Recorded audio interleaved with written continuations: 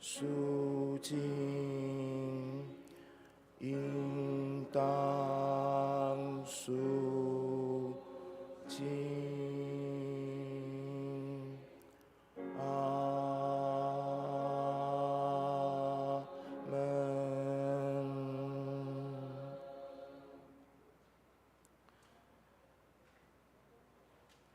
感谢上帝，使我们借着我们的主基督耶稣得胜。让我们一起低头祷告。亲爱的天父，我们感谢你，让我们今天聚集在你的圣殿中。我们为每一位会众祷告，求你让我们有柔软的心，可以领受从你而来的教导，让我们不只用耳朵听见，更愿意用行动回应你的呼召。我们也特别为今天汤牧师来仰望你，愿你的话语充满他，让他从你而来的智慧，传讲你的真理。求你恩膏他的口，使他所讲的每一句话都带着能力，引导我们更深的认识你、亲近你。也求你亲自掌管这一场聚会，让圣灵自由的在我们当中，让我们带着得着与改变回到家里面。感谢主，我们这样祷告是奉我主耶稣基督的圣名，阿们。接下来我们用诗歌敬拜我们的神，让我们把时间交给活水小组。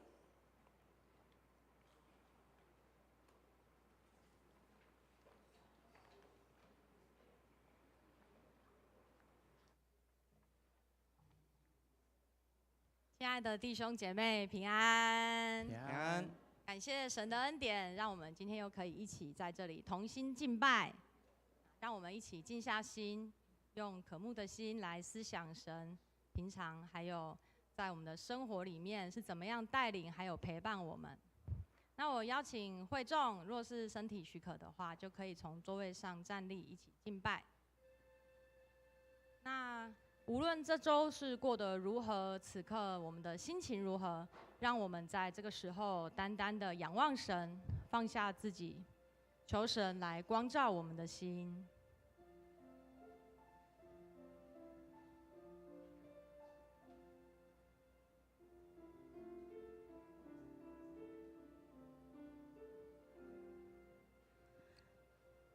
期待那一天，亲眼见你一面，永远不分离，在新耶路撒冷。城内有一道生命水的河，黄金的街道，有神荣耀光照。看那神的帐幕在人间，亲自与我们同在，我们做他子民，与他同住。看那神的帐幕在人间，擦去一切的眼泪，不再有伤悲，因一切都更新。谢谢耶稣的宝血洁净我们的罪，谢谢耶稣，你为我们献上自己，谢谢耶稣的爱。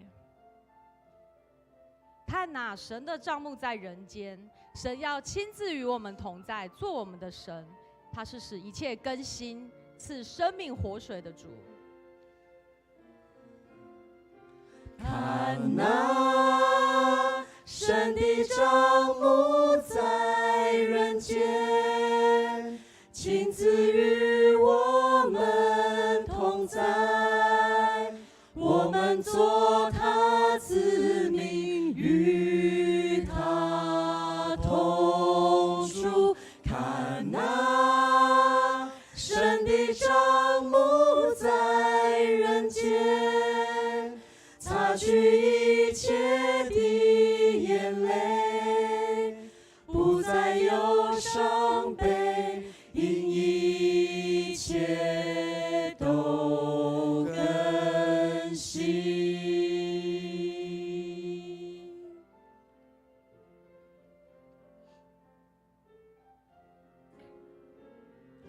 不再有死亡，也不再有悲哀，没有哭嚎疼痛，一切的事都过去了。这是我渴慕，这是我等待，永永远远与你同作王。不再有死亡，也不再有悲哀，没有哭嚎疼痛，一切的事都过去了。这是我渴慕，这是我等待，永永远远与你同作王。看那神的帐幕在人间，亲自与我们同在，我们做他子民，与他同住。看那神的帐幕在人间，擦去一切的眼泪，不再有伤悲，因一切都更新。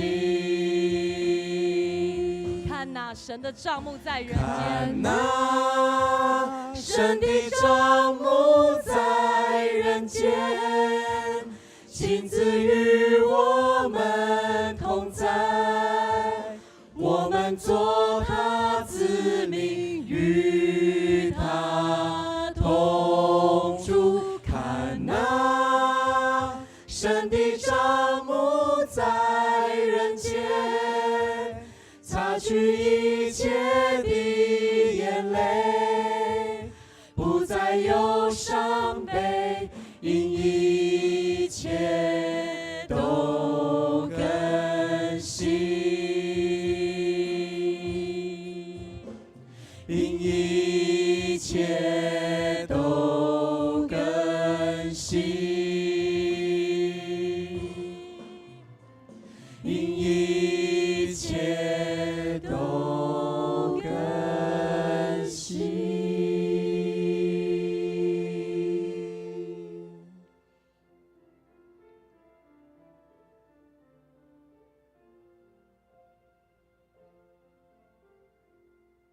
主啊，主啊，求你赐给我们更新的眼光，更新的灵命。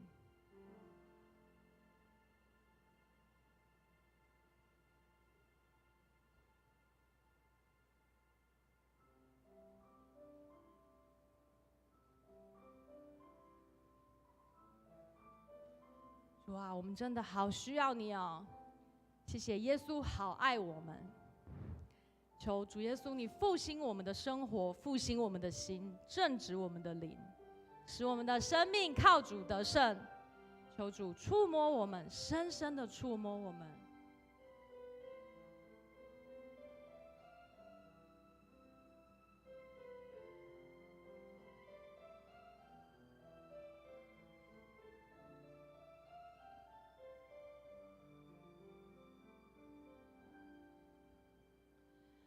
主，求你复兴我心中的圣洁，为我造清洁的心，使我重新有正直的灵。主，求你复兴我心中的圣洁，将我分别为圣，做你尊贵荣耀器皿。我将身体献上当作活祭，一生做你圣洁的器皿。我将生命献上，为你而活，为你呼吸。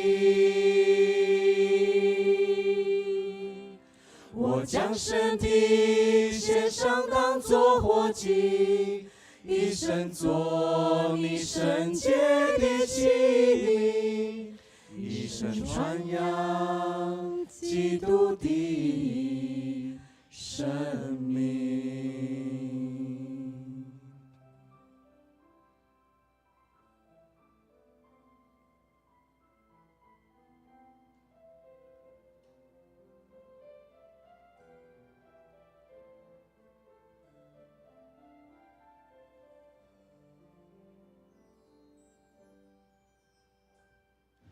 主，求你复兴我心中的圣洁，为我造清洁的心，使我重新有正直的灵。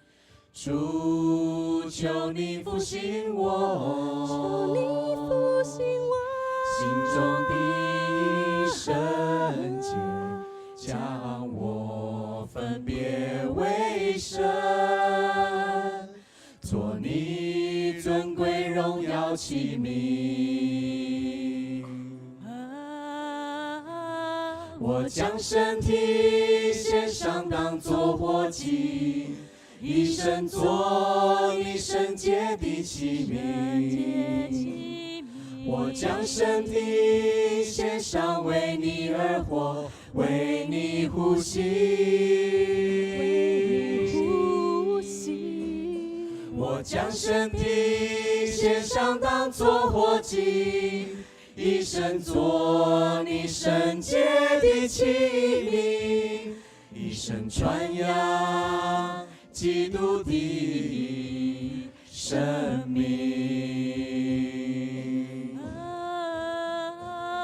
我将身体献上，当作活祭，一生做你圣洁的器皿。我将生命献上，为你而活，为你呼吸。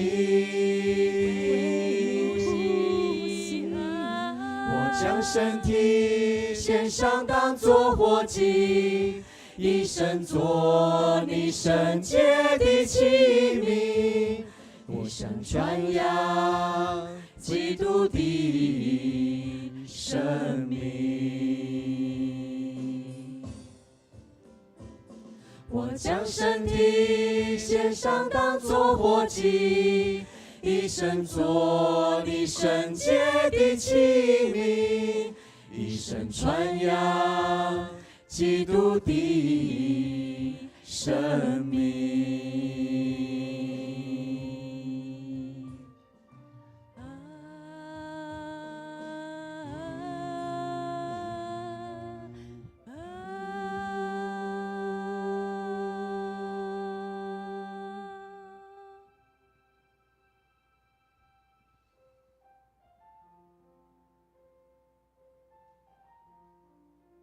求主在我们的生命生活里面动工，让我们更多的来靠近神自己的心意。当我们合一敬拜和祷告，神就开始动工在我们当中。神的意念高过我们的意念，他的道路远超过我们的。同心合一，同心合一。当我们放下自己心意，为大使命献上自己，同心合一，同心合一。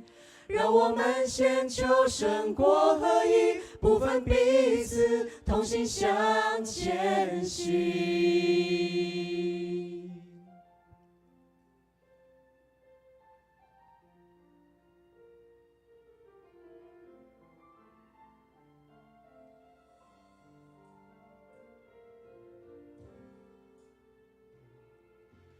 当我们合一敬拜和祷告，神就开始动工在我们当中。神的意念高过我们的意念，他的道路远超过我们的。同心合一，同心合一。当我们放下自己心意，为大使命献上自己，同心合一，同心合一，同心合一。让我们先求神国合一，不分彼此，同心向前行。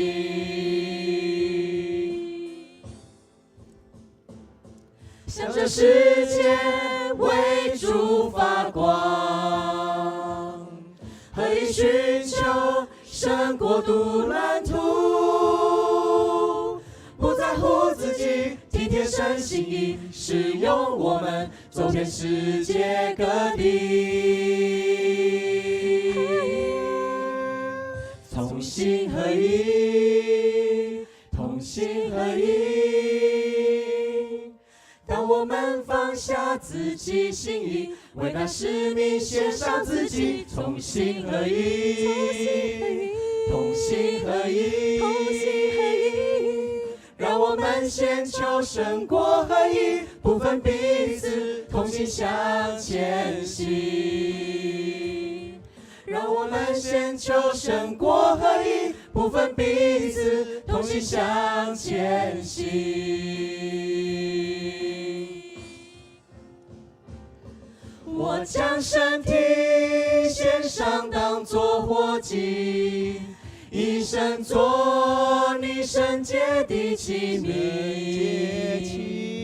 我将生命献上，为你而活，为你呼吸。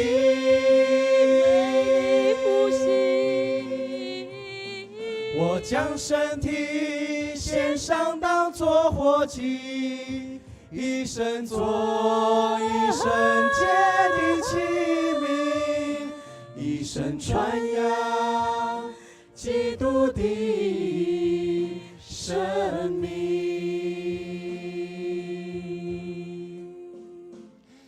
我将身体献上，当作活祭，一生做你圣洁的器皿，一生传扬基督的生命。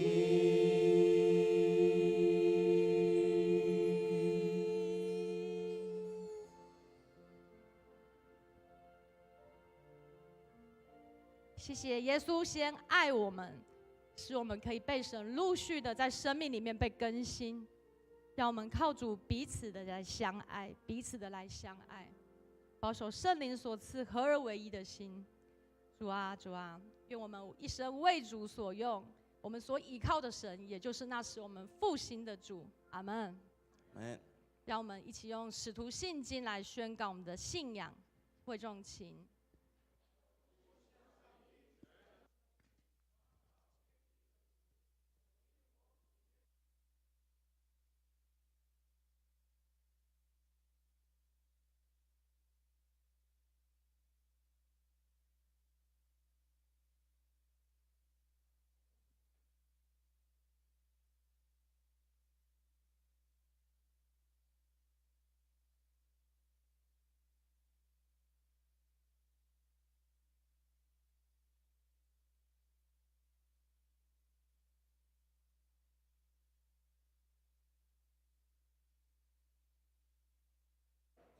身体复活，我信永生。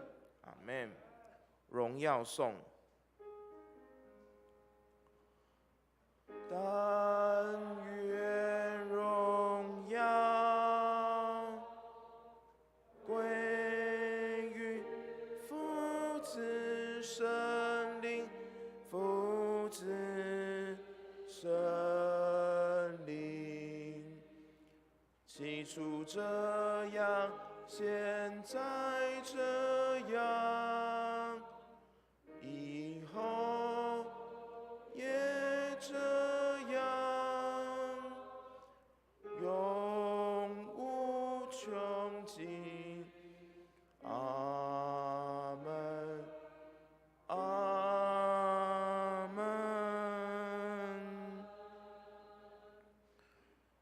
会众请坐。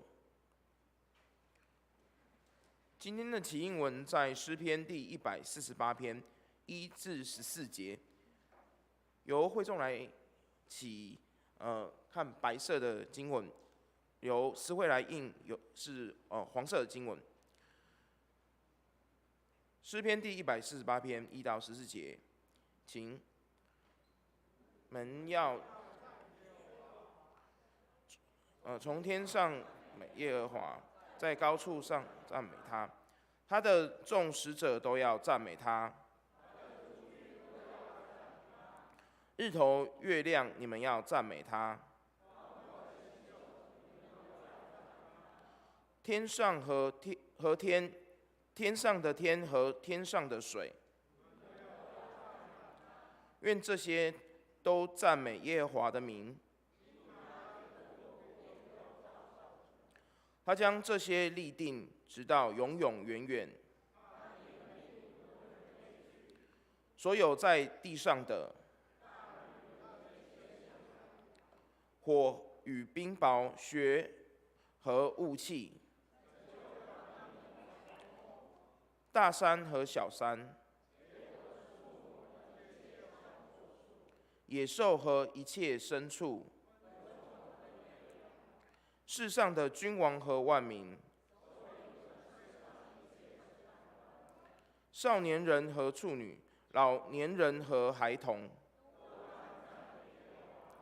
愿这些都赞美耶和华的名。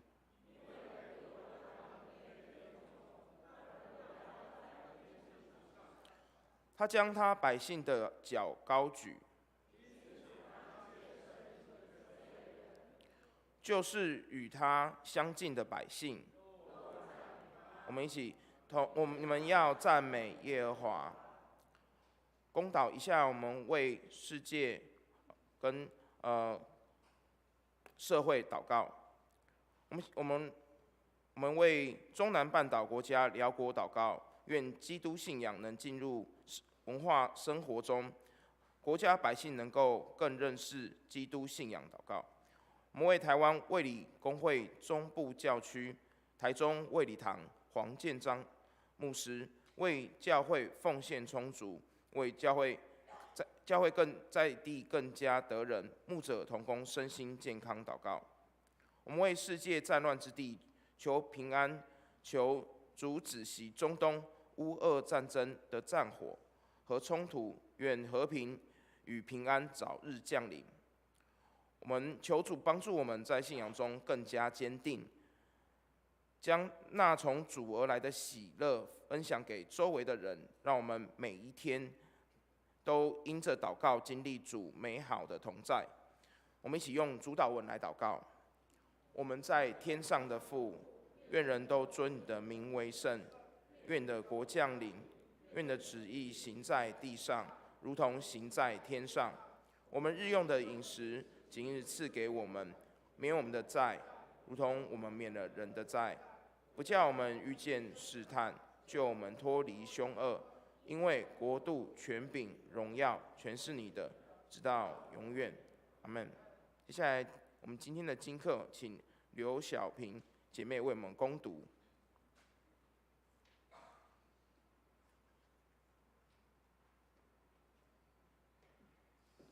今天的第一处经课记载在《使徒行传》11章1到18节，在教会圣经新约的142页。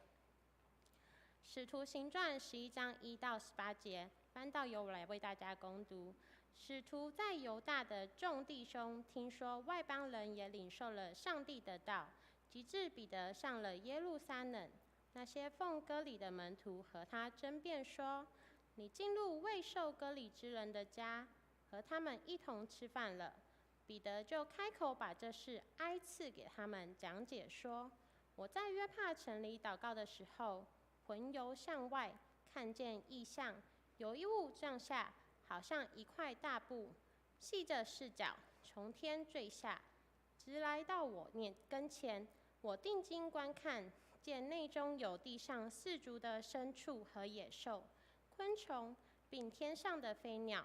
我且听见有声音向我说：彼得，起来，宰了吃。我说：主啊，这是不可的。凡熟而不洁净的物，从来没有人过我的口。第二次，有声音从天上说：上帝所洁净的，你不可当作俗物。这样一连3次，就都收回天上去了。正当那时，有3个人站在我们所住的房门前，是从凯撒利亚差来见我的。圣灵吩咐我和他们同去，不要疑惑。同着我去的，还有这6位弟兄。我们都进入了那人的家，那人就告诉我们，他如同看见一位天使站在他屋里，说：你打发人往约帕去，请那称呼彼得的西门来，他有话告诉你，可以叫你和你的全家得救。我一开讲，圣灵便降在他们身上，正像当初降在我们身上一样。我就想起主的话说：约翰是用水施洗的，但你们要受圣灵的洗。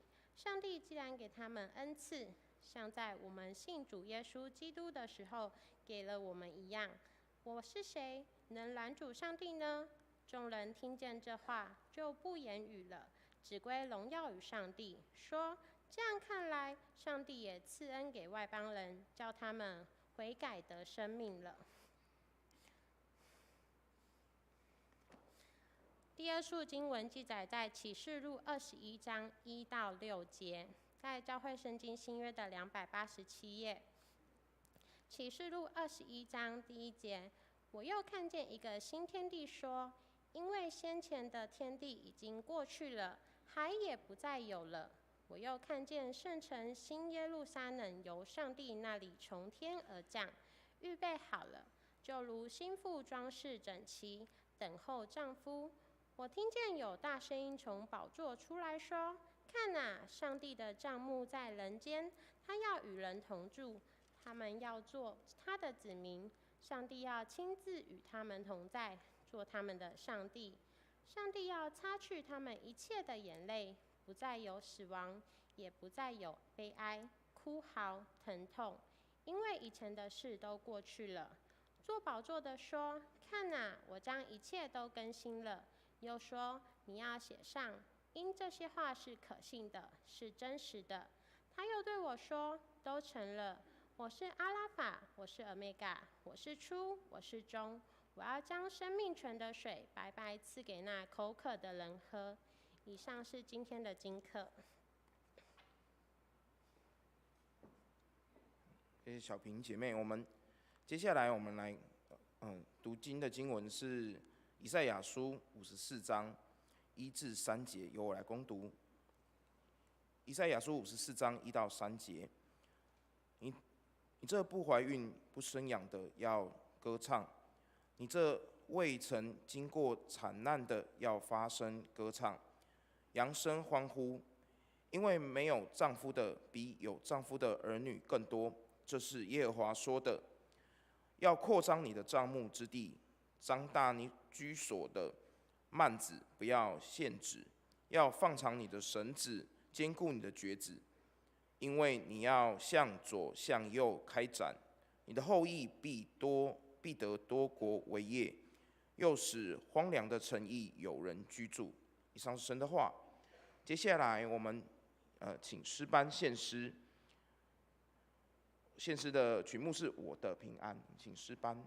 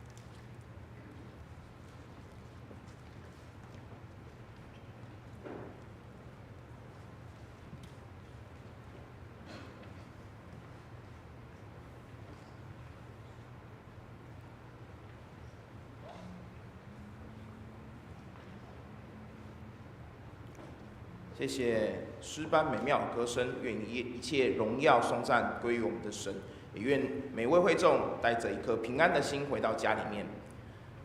今天是卫斯理交换讲台，很高兴我们汤主和牧师很高兴来到我们当中，我们请汤牧师为我们证道。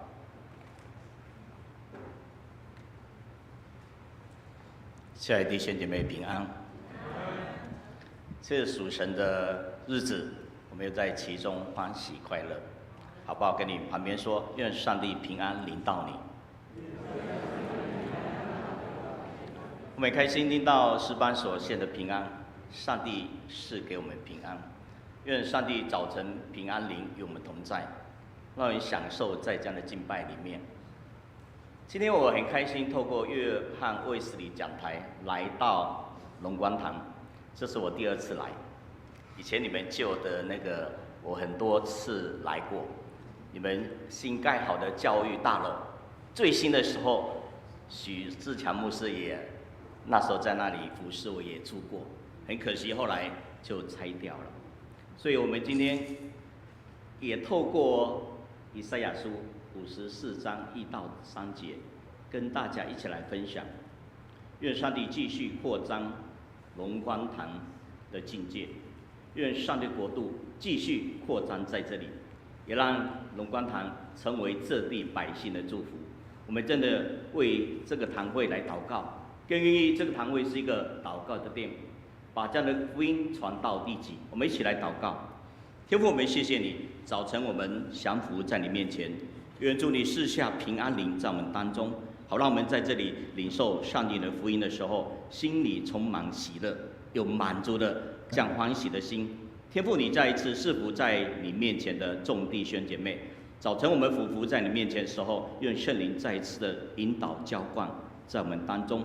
主，凡到你面前的有病痛有软弱的，愿主你这时候医治大能临在我们当中，我们要经历主的医治大能。天父，我们真的要寻求你心意，全心的信靠你。我们也将早晨的时间全然的仰望，将感谢祷告，奉耶稣基督的名，阿门。所以今天透过以赛亚书跟大家一起来分享。刚才我们也谢谢领会我们所读的这一段经文。如果我们从经文的上下文来看，这一段经文的上文似乎谈到53章里面谈到神的救恩临到以色列百姓。当以色列百姓愿意领受神的救恩的时候，他的罪就得赦免，奇妙的很多恩典就临在他们当中，所以才会接下来说，神又扩张以色列人的帐幕之地，张大居所的幔子，更又来承受更多神的恩典在他们其中。从经文的里面看到，神又宣告神的救恩，同时以赛亚先知以同样的说，我们神所信靠是什么样的一个神？他是不离不弃爱的这位上帝，所以他用这经文来鼓励、安慰以色列百姓。虽然神的怒气是短暂之间的，但是他的慈爱却是什么？远久的。从经文里面也看到，他用隐喻的方式来描述以色列。他说，以色列虽然孤苦伶仃、无儿无女、蒙羞受辱，但将来必有许多儿女归来，甚至什么无处可容。我们从近东文化里面看到，以色列妇人几乎都要整理他们的帐篷，因为他们是游牧民族。神就应许他们，目前看来人数虽然不多，将来需要更大的帐篷，因此上帝才会再说需要更长的绳子，还有更坚固的橛子。橛子我们今天很多人喜欢露营的就知道是什么，银钉，固定在地上的，又用得更粗，才能兼顾这样的一个帐篷，因为帐篷越来越大。所以求神帮助我们。同时保罗也在加拉太书4章27节用到这段经文，说上帝要扩张我们的境界，扩张教会，就是教会要不断的倍增，教会要成长。所以今天我们从这样的经文里面更多的领受。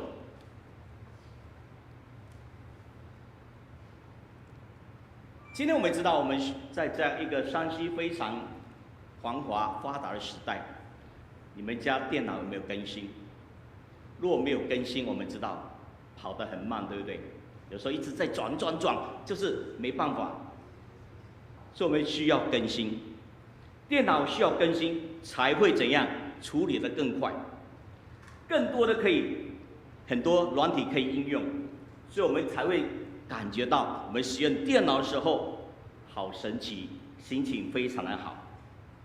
同样的，我们基督徒的生命也需要去更新。如果我们生命没有更新，我们完全停顿在那里，相信这也不是上帝所喜悦的。所以我们如何从今天的经文里面经历到上帝要更新你我的生命？所以从这里我们看到，上帝要预备更大的容量，让你我可以迎接他的恩典在你我生命里面。所以在基督里面得救赎的人所经历上帝的恩典，不仅仅是什么我们得到这样救恩，而是我们要如何经历在你我生命当中，展开一个美好一个旅程。所以这是要更多奇妙和丰富的恩典，让我们不断去领受的。今天我们信息同样我们说到，借着耶稣基督得救，我们今天都站在神的恩典位置上面。我非常好奇的想问大家，当你信了耶稣之后，得救之后，我们这个生命有没有不断的长进，不断的更新？如同像这只蝴蝶一样，不断的转化，好让我们生命真的可以被神大大来使用。同样的，从这里我们看到，如果我们生命中没有足够的空间，我相信上帝就无法让我们可以承载他这么多的祝福。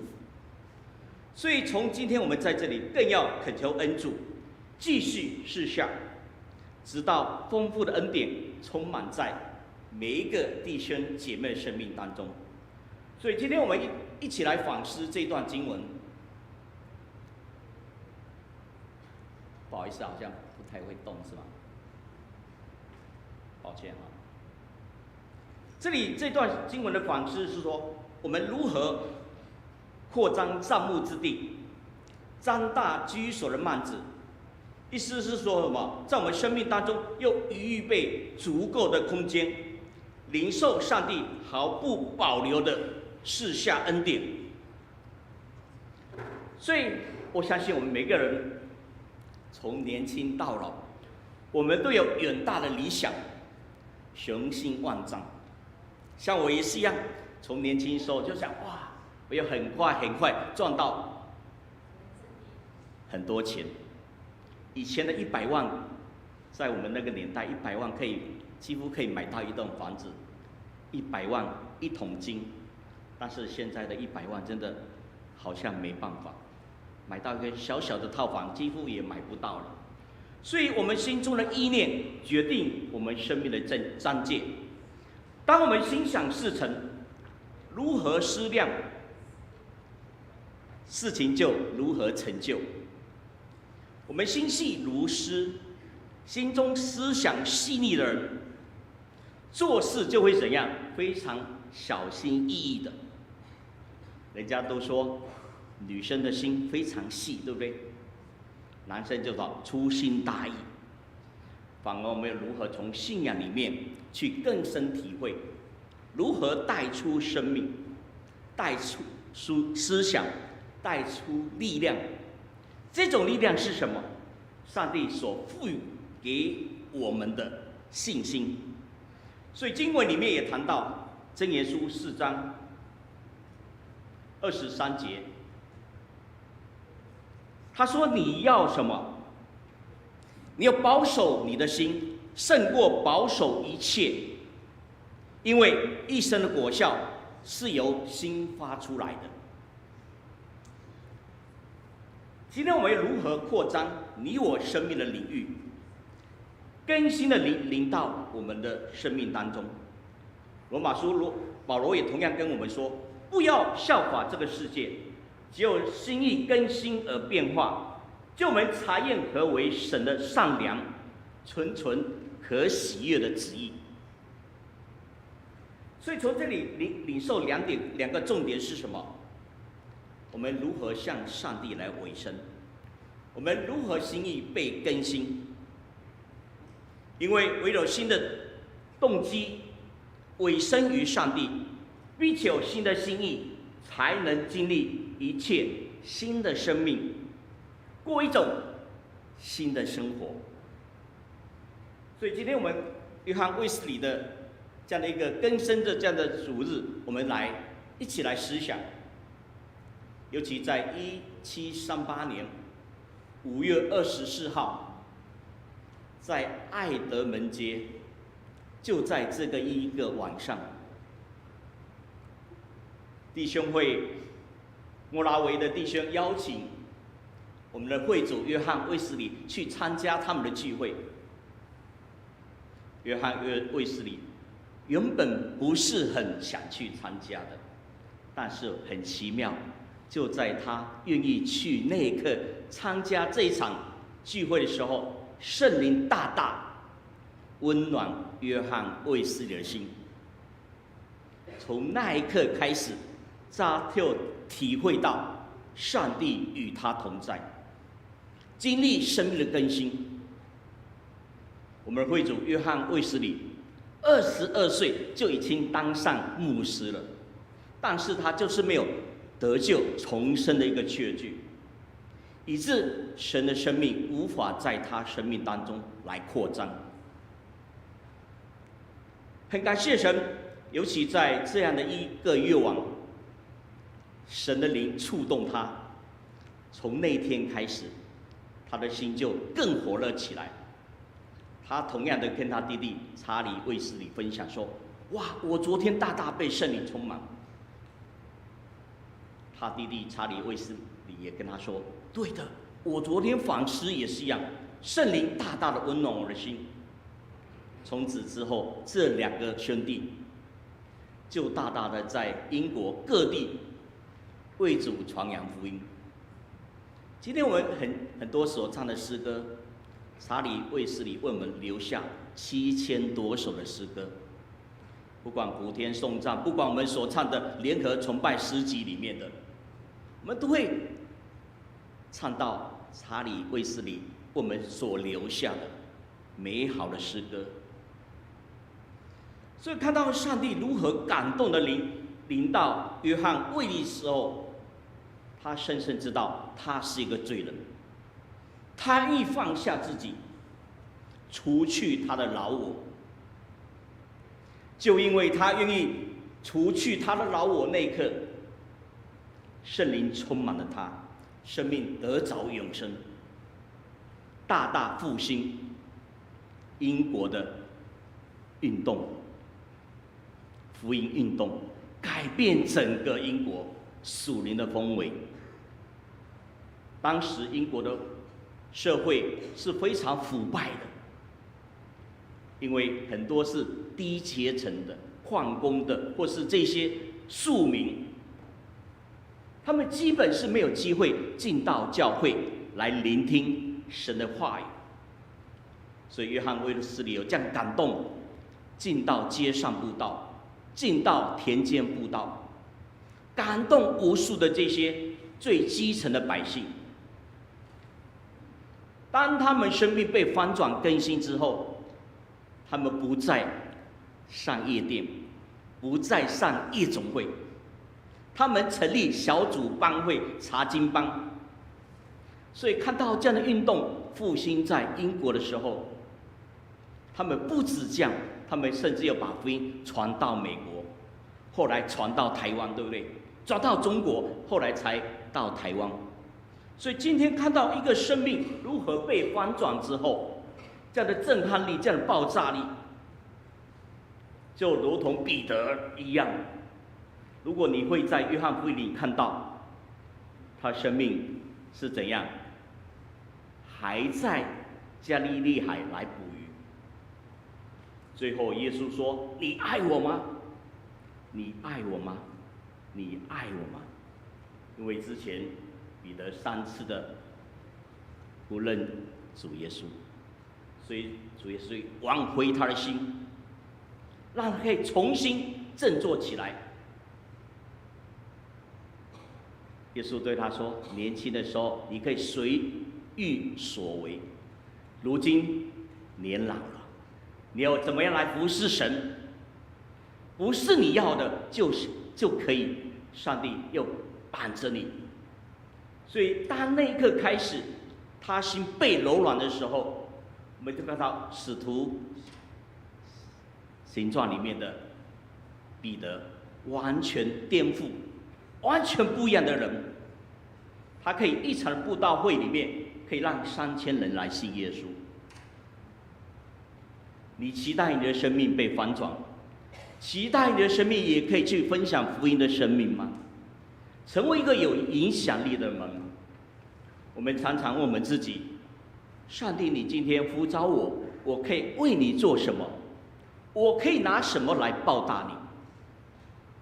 求神透过今天的信息，我们若盼望生命的领域能够被扩张，我们心中的意念首先必须要更新，心意更新，生命的疆界就被扩张了。所以上帝又给我们生命是容量越大的，这样可以承载他更多的祝福。所以更新的方法，哥罗西书3章10节说：“我们要穿上新人。这新人在至圣的真道上造就自己，在圣灵里祷告，正如他主的形象。对不起，我刚才念错了。穿上新人，这新人在知识渐渐更新，正如照他主的形象。我们都是按主的形象所造成的。有大叔同样说，20节、21节说：“亲爱弟兄们啊，你们却又在真道上造就自己，在圣灵里面祷告，保守自己，当常在神的爱中，仰望我们主耶稣基督的怜悯，直到永生。”这告诉我们什么？我们必须在知识上更新，我们更要体会、查验什么是神的心意。我们也一定要在神的话语上不断的造就我们自己。今天我们很常问我们自己，我们是不是常常旧的酒，新皮带的生命？旧的酒要不要装在新的皮带？不用，对不对？因为旧的酒已经没有发酵力了，没有扩张的力量。新的酒有扩张，还在发酵当中，所以需要更坚固的新的皮带。巴不得上帝天天让我们可以成为新的酒，有这样的爆发力，可以继续为神来扩张他的境界。所以生命不断的更新，上帝被神来更新，因为我们心中的意念是什么？是上帝所赋予的。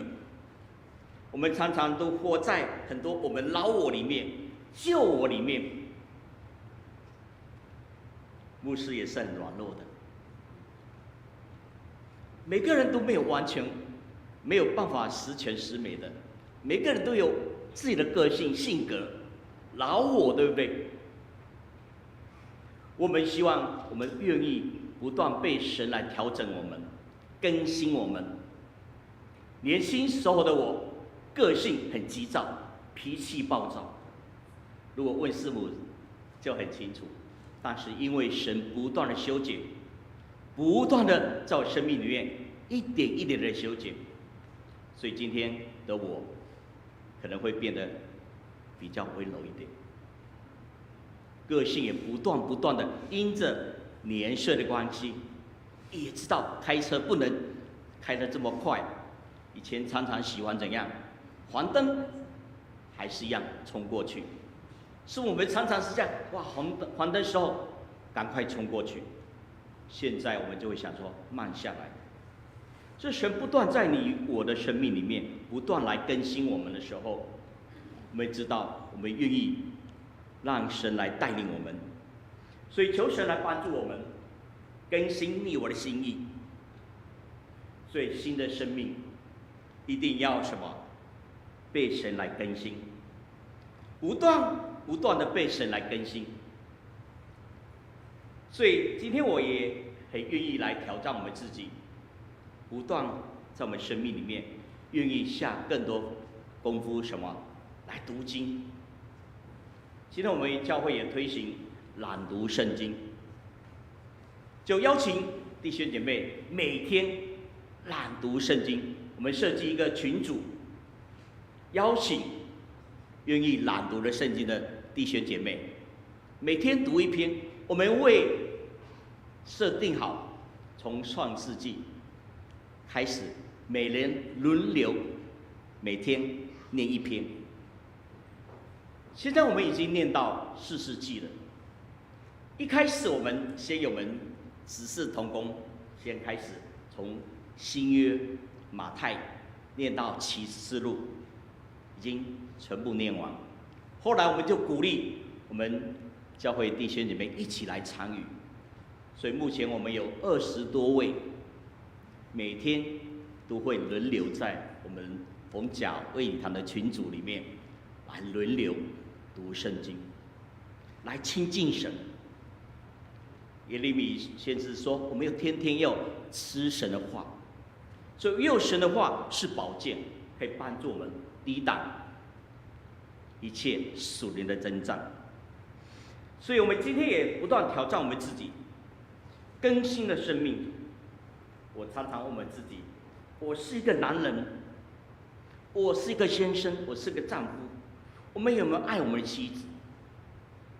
我们有没有照顾好我们的家庭？我同样的做妻子的，我们有没有尊重顺服我们先生？我们要常常提醒我们自己，我们有没有在教会里面殷勤服侍，甘心乐意的奉献，照着神所教导的11的奉献，甚至超过11的。我相信神很多的真的使命话语教导，我们愿意常常在我们小组里面分享神的话，或者常常愿意布道。我相信荣光堂做的很多，因为我们知道陈伟文牧师非常认真，很多小组，很多查经班，很多社区活动，这是为什么？来服侍别人，让这个教会成为祝福人的地方。同时，我们愿意更多的来读一些属灵的刊物，因为唯有这样不断的在属灵的寻求上面，我们生命才会不断的被更新。第二点谈到，我们要依靠上帝扩张生命的领域。就在诗篇119篇31节说：“你开广我心的时候，我就往你命令的道上直奔。”到底这句话给我们什么样的含义？我们除了心意更新来扩张生命的领域之外，我们更需要依靠上帝的能力来扩张你我的生命。如果没有上帝与我们同在，我们真的无法。就好像我们以前没有这样的一个立约门徒，我们一起来读圣经的时候，很多弟兄姐妹都说，读了没几天就没有读了，就放弃了。我们事实上常常放弃，因为没有同伴，没有属灵同伴，我们常常怎样，就没有办法达成神托付我们的使命跟目标。同样的，今天我们心意被更新，神希望我们视野是被扩张的。我们需要依靠上帝，因为依靠上帝，我们力量才会怎样加增。同样的，心意更新，生命方向的掌握，我们更懂得依靠上帝，然后生命力里面带着有动力，不是1天2天，而是永远的有神的 power， 神的力量在我们生命里面。所以，亲爱的弟兄姐妹，生命更新之后，有许多事情，虽然我们会感到兴奋，却是很为难的。为马太福音你会读到爱仇敌，对不对？为逼迫的人祷告。有时候我们心里觉得，哇，这个人这么不可爱，常常找我麻烦，我还要爱他，还要为他祷告，不可能，对不对？但神的话语就是跟你说，爱你的仇敌，为他祷告，为他摆设宴席，还要请他吃饭，那怎么可能？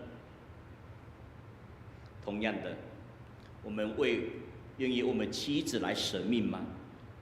我们愿意顺服丈夫吗？这都是圣经里面的教导，有时候真的不容易，对不对？有没有夫妻一起出去玩的时候，有时候是先生开车，太太坐在旁边，太太就会给你很多的意见，走这边走那边，对不对？指挥你交通。在厨房炒菜的时候，你太太在吵的时候，有时候我们也会在旁边，太太不要加那个加这个。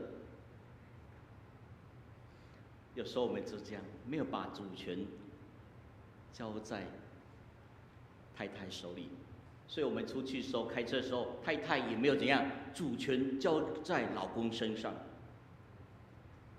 所以真的，我常说夫妻相处在一起是很大的一门学问，更是一个什么艺术。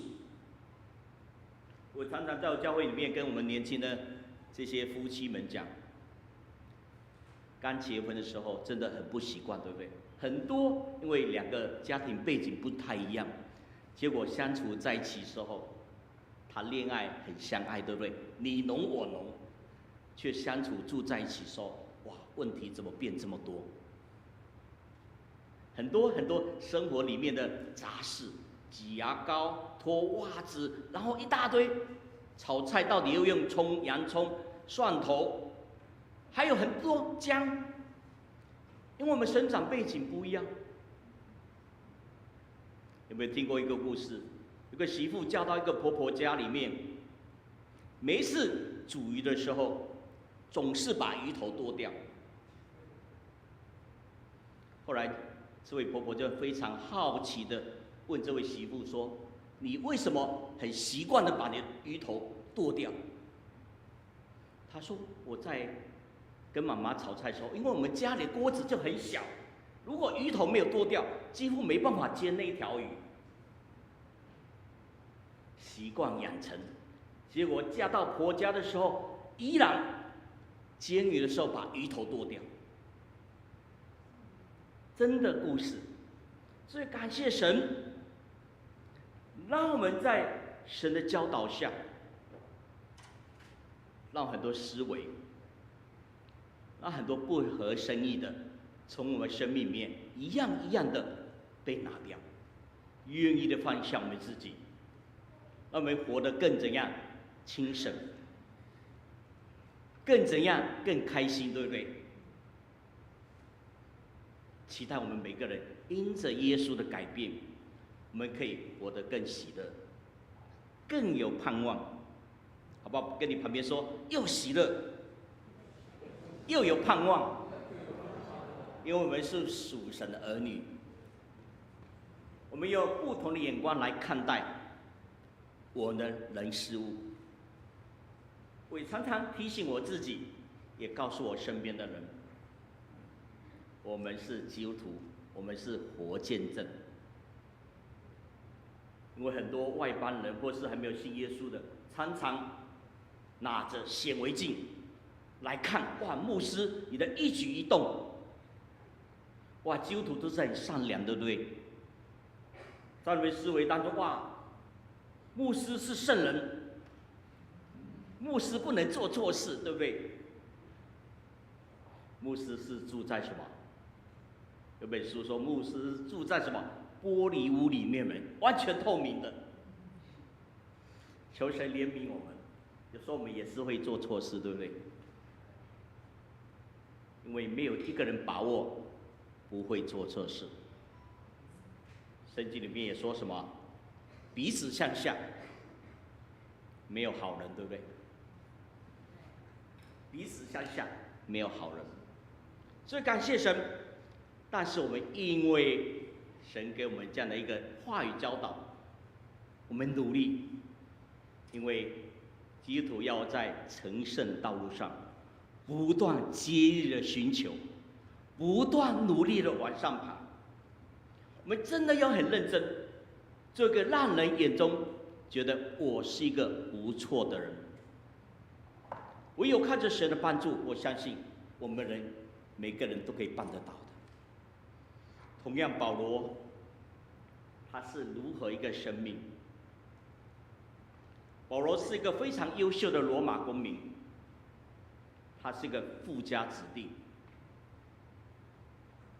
他是逼迫基督徒的时候，对不对？还没有信耶稣之前，他是专门找基督徒麻烦的，捉拿基督徒的。有没有看到在大马色路上被关照之后的保罗之后，有没有觉得保罗比较温暖？比我可爱多了。甚至我们写了这么多的书卷，也成为我们后代基督徒每天要读他话语的人。保罗生命是如何被更新的，如何经历神的恩典。所以保罗到腓立比书已经到他生命最后的一个阶段。他怎么说？他4章，腓立比书4章，我并不是因缺乏说这话，我无论在什么情况都可以知足，这是我已经学会了。我知道怎么处卑贱，也知道怎么处丰富，或饱足，或饥饿，或有余，或缺乏。谁是谁在，我都得了秘诀。我靠着那加给我力量的，凡事都能做。所以上帝没有改变保罗所经历的环境跟遭遇，但是上帝乃是加增他去面对环境的力量。你期待上帝同样可以帮助你去改变、去面对环境的力量吗？所以我们知道，力量增加的时候，他生命就怎样宽广起来，就好像上帝给他一对翅膀，让他可以在服事上面更胜任，可以到处建立教会布道。3次的旅行布道，建立了无数的教会。所以保罗生命被更新建造之后，保罗跟过去保罗完全天壤之别。我们更期待我们自己，上帝赋予我们，也许我们也可以跟我们家人，我们所相处的人，我们的同事，还有很多我们身边所认识的朋友传福音。现在很流行谈的是什么？职场福音，可以跟你身边的人分享福音。所以保罗在这里谈到，知道怎么样卑贱，也知道怎么样处丰富，饱足、饥饿、有余、缺乏。说到我们今天我们台湾的环境，到底我们景气有没有很景气？可能有的在科技业啦，有的在这些特殊的行业，我相信他们非常经济是非常好的。可能有的在更基层的，没有想象中的那么好。科技业可能年薪几百万，但是一般最基层的可能还不到40万的，也蛮多的。刚毕业出社会，一个月赚个2万多块，一年算一算也没多少。到底我们处在的环境里面，我们怎么样来看待？我们怎么样过这样的一个非常压力重大的生活？所以现在年轻人为什么不结婚、不生小孩，宁可去养一些什么毛动物？所以求神也帮助我们更有机会、有智慧去赚钱，有能力可以过简单的生活。然后呢，如果我们赚足更多钱，我们可以甘心乐意奉献给教会，可以推动更多教会的圣工。这是我的理想，也常常在教会里面跟弟兄姐妹来分享。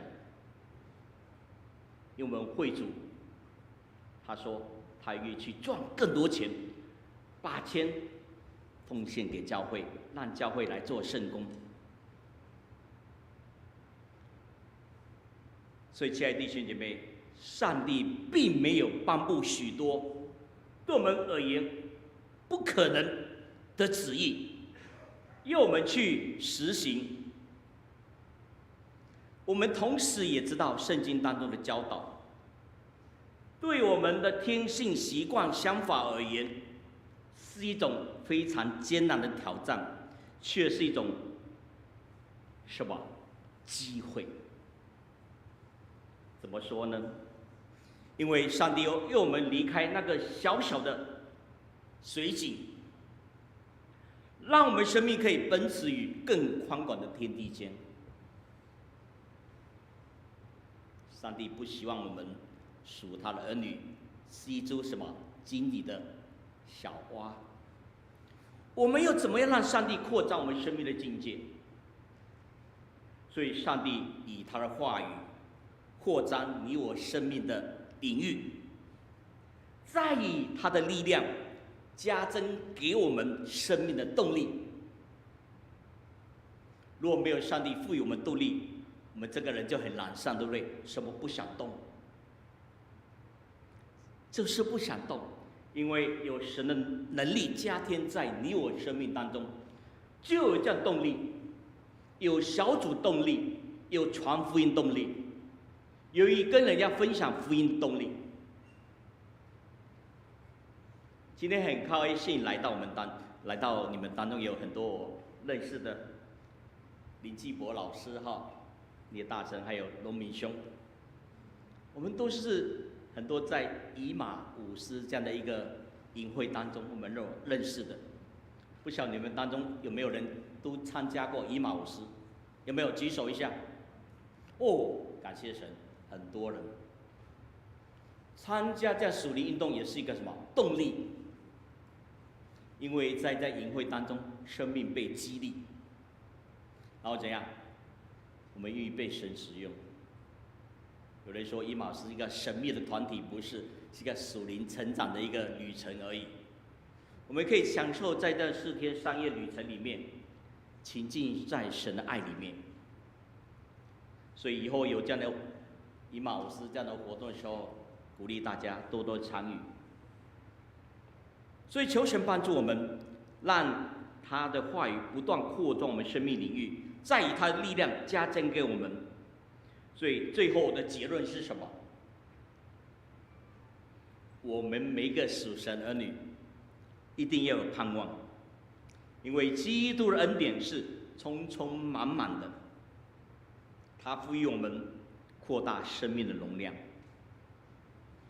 我们要常常跟上帝说：“我愿意。”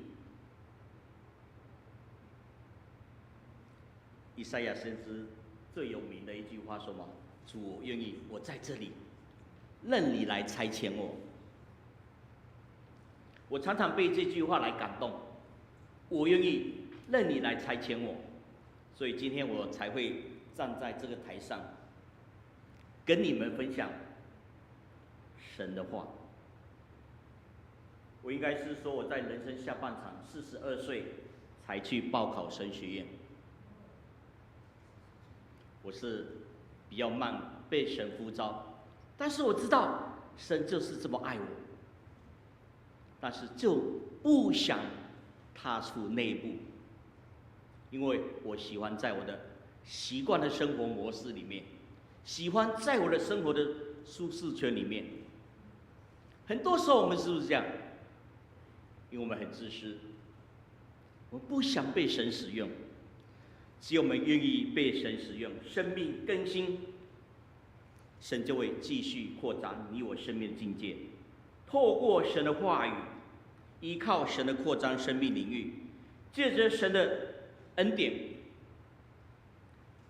亲爱的弟兄姐妹们，记得你要常常向上帝支取恩典，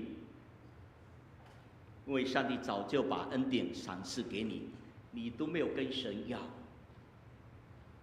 结果有时候我们真的活得很辛苦，勇敢的跟神要，因为神很多恩典又给你，大大的开口，神就怎么大大的充满。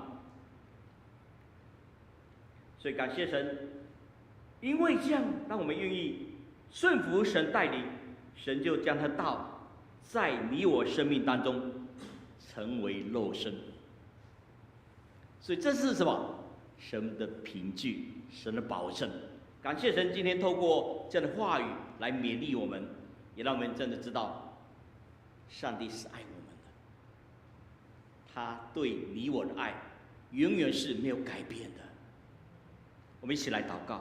天父，我们谢谢你，谢谢你早晨赐下你自己宝贵的话语，让我们今天有这样领受的时候，愿主你继续扩张龙观堂每一个弟兄姐妹属灵境界，让我们因着有你的同在，让我们可以生命不断被扩张，可以承载更多上帝你给我们容量。天父，我们愿意按着心意，继续按着你的话语走在你的旨意里面。上帝，我们早晨再次降服的灵在你面前，愿主你继续使用在你面前龙观堂的每一个弟兄姐妹。主啊，他们要在这里扩张你的境界，扩张他们自己的属灵境界，好让我们在这里都能为主你来发光发亮。天父，我们献上感谢祷告，奉耶稣基督名求的，阿们。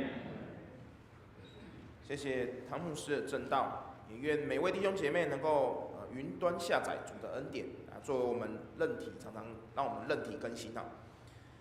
那接下来我们会众请起立，我们来唱回应诗歌《爱主更深》。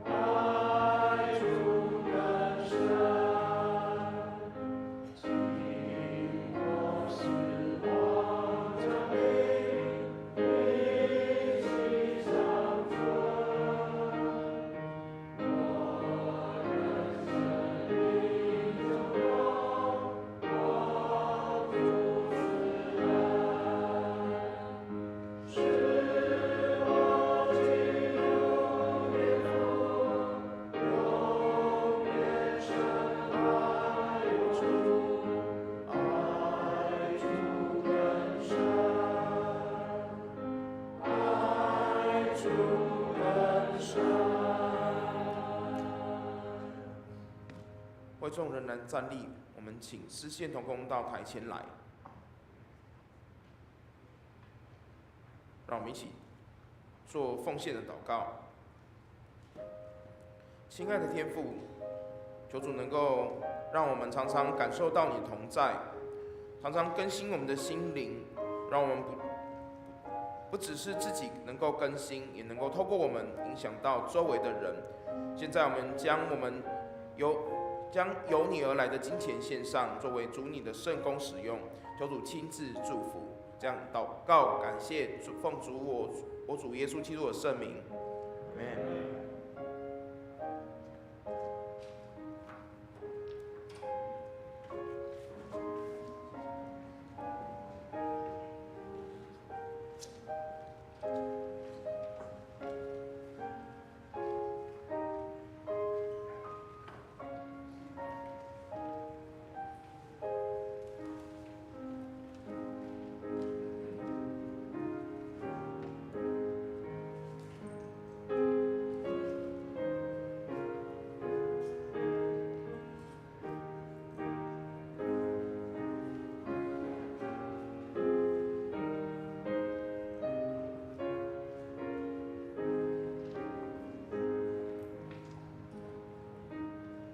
众请站立。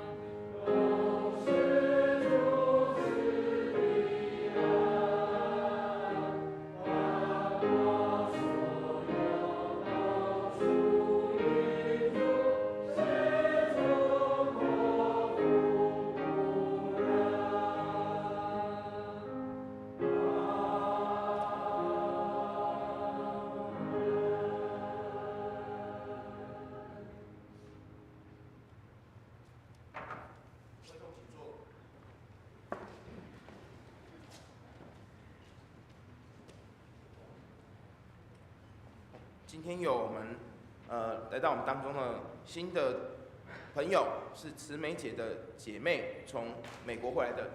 我们请慈美姐为我们介绍。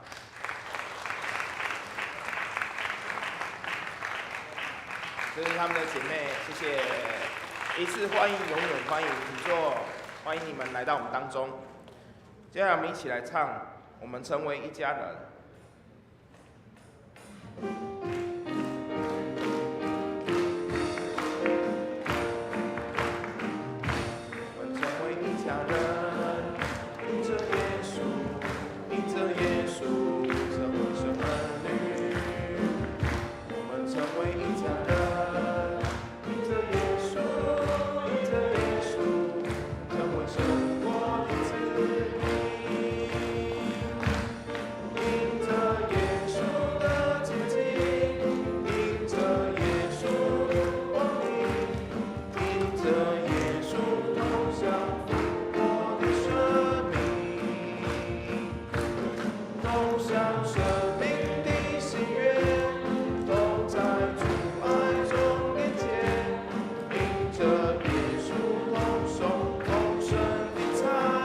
让我们起立，彼此拱手问安。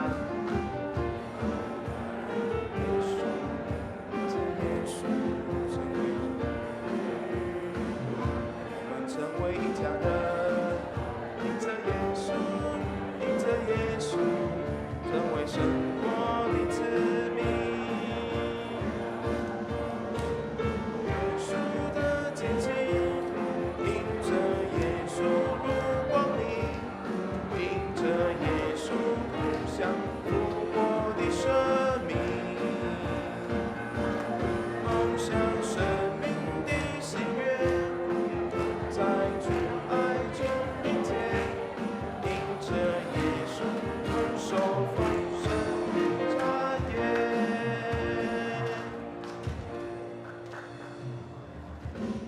好，谢谢，请坐。欢迎第一次来到本堂参加主日崇拜的弟兄姐妹，愿上帝祝福，一次欢迎，永远欢迎。本周呢是卫视里交换讲台，台语堂由林志坚牧师传讲信息，华语堂由逢甲卫理堂的汤主和牧师前来分享。陈伟文牧师至三峡卫理堂传递信息，请为牧者往返平安祷告。我们再次谢谢汤牧师来到我们当中，汤牧师。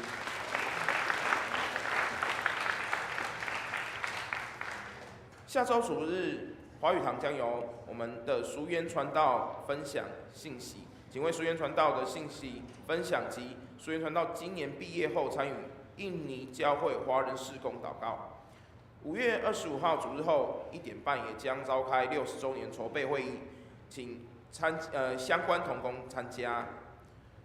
在总会研议会第2次会议已经顺利完成了，感谢新俊杰牧师被案例成为会督及各个牧职的牧职已经完成案例了。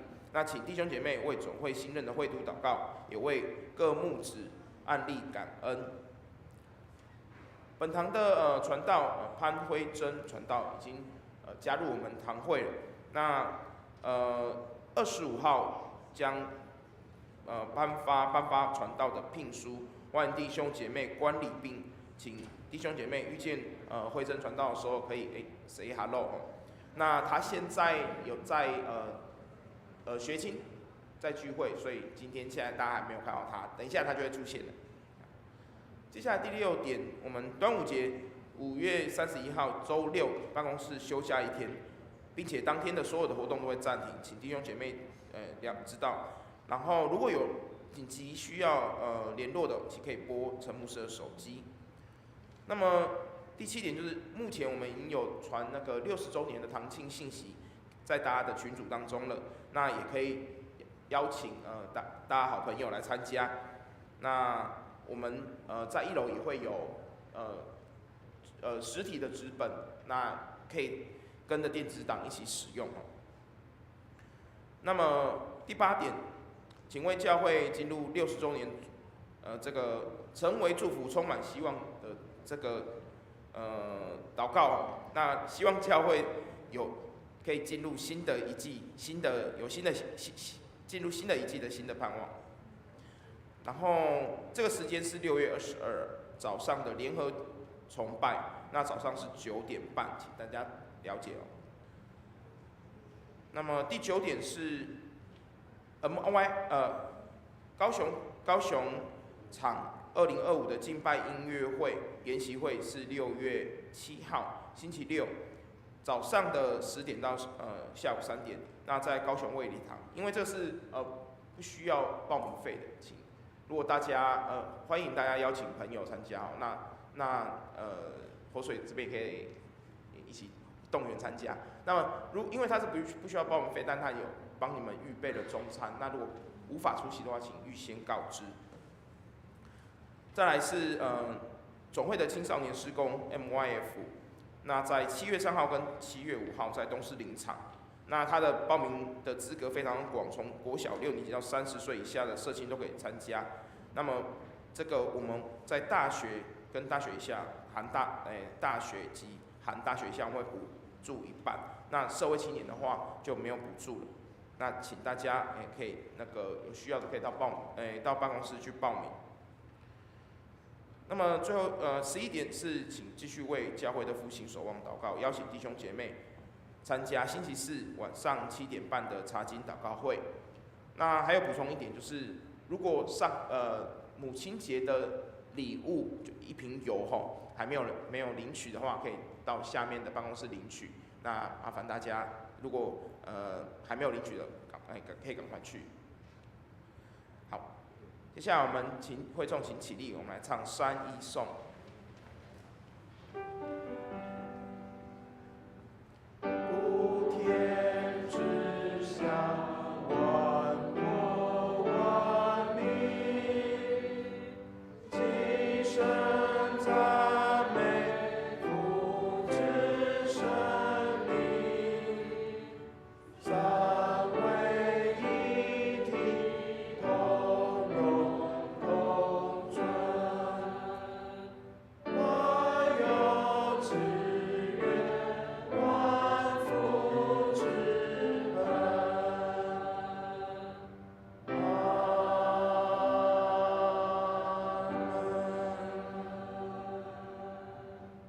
请汤牧师为我们祝福。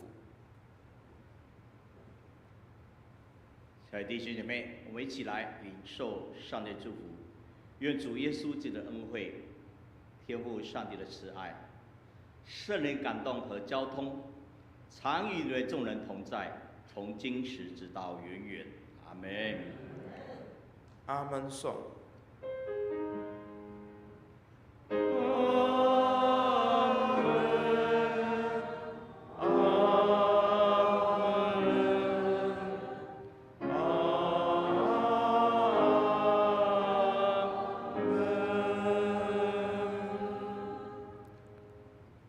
弟兄姐妹，请坐，殿乐。在殿乐中，请为今天的肢体消息跟教会事工祷告。